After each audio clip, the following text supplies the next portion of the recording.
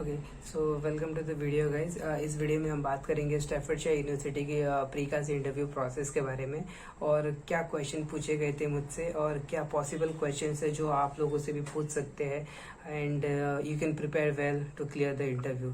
So it's not that difficult. मुझसे कुछ ज़्यादा क्वेश्चन पूछे नहीं गए थे, जस्ट 6 मिनट के अंदर पूरा इंटरव्यू क्लियर ख़त्म हो गया था एंड उन्होंने उधर ही बता दिया था मुझे कि I have clear the interview. So it's a good thing, like ज़्यादा देर वेट करना नहीं पड़ा कि रिजल्ट क्या आएगा, फेल या पास। सो ओके, तो स्टार्ट करते हैं पहले क्वेश्चन। ओके सो पहला क्वेश्चन था tell me about yourself, introduction basically. So उधर आपको अपने आप को इंट्रोड्यूस करना होता है कि लाइक आपने क्या किया हुआ है, आपका एक्सपीरियंस क्या है, आप कहाँ से बिलोंग करते हो and all the basic question here to explain to them. And second questions was reason for choosing to study in UK।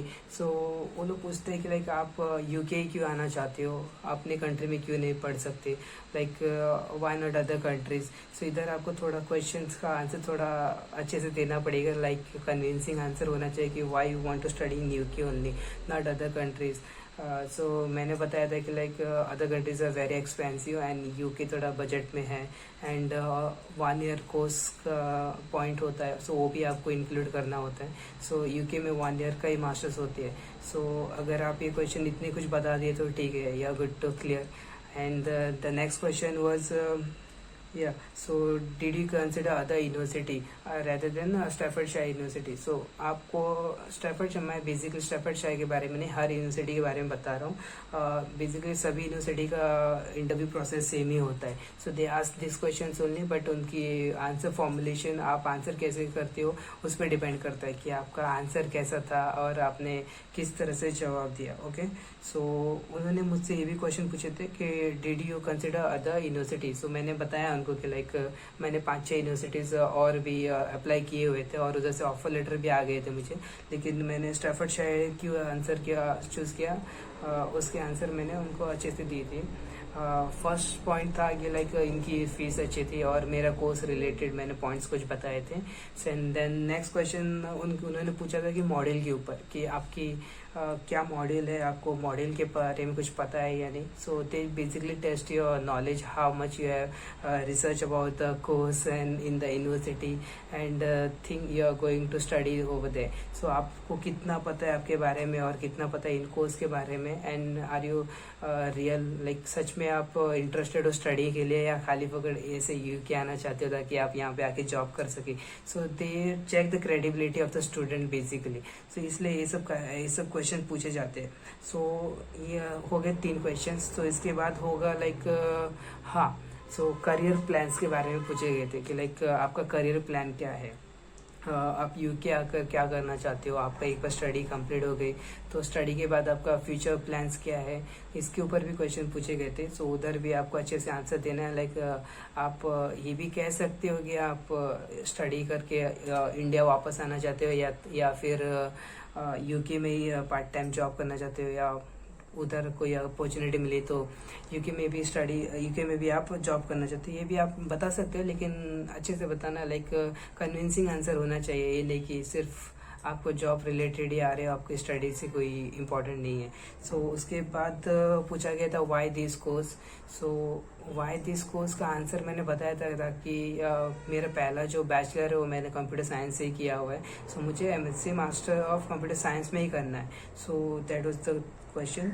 And then they ask about your fees and the living expense. So ये question भी आपको पूछा जाता है कि आपकी fees कितनी है, आपको पता है आपकी फ़ीस कितनी है, आपने कितनी पे करी हुई है, आपको कोई स्कॉलरशिप मिली हुई है या नहीं, एंड आपका सोर्स ऑफ इनकम क्या है, आप सोर्स ऑफ फंडिंग कैसे कर रहे हो, सेल्फ फंडिंग कर रहे हो या पेरेंट्स या कोई एजुकेशन लोन की कर रहे हो। सो ये सब को भी आपको बताना होता है।